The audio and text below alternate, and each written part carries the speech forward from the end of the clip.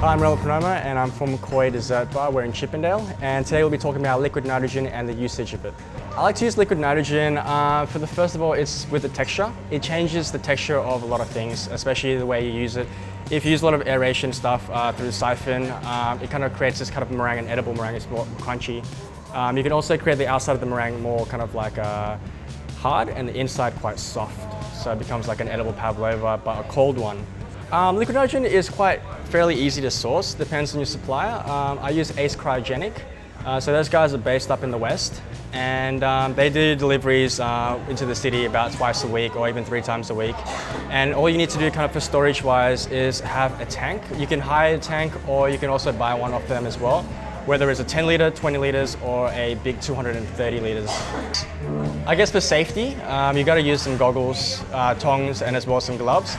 I don't personally use them because I won't be handling them like obviously with my hand directly into liquid nitrogen for a quite long period of time because it does burn and the burn is like a normal hot burn and you will need to kind of like I guess treat it the same way.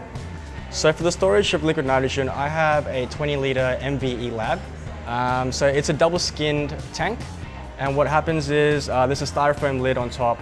It does keep for a long time because the internal temperature is the same temperature as the liquid nitrogen.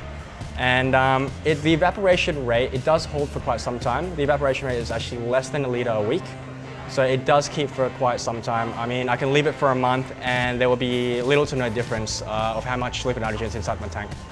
I use liquid nitrogen in sweet applications such as making snow, nitro meringue, which is quite, I guess, obviously fluffy in the middle and the outside is quite hard, as well as nitrogen mousse, and as well as Dippin' Dots, which is little rounds of, I guess, mini ice cream.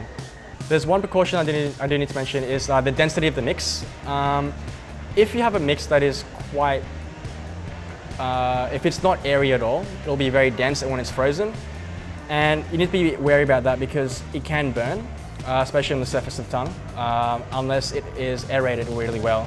If it's not aerated well, obviously it'll burn, and if it's really nicely aerated, it'll be quite fluffy and crunchy and it'll be fragile.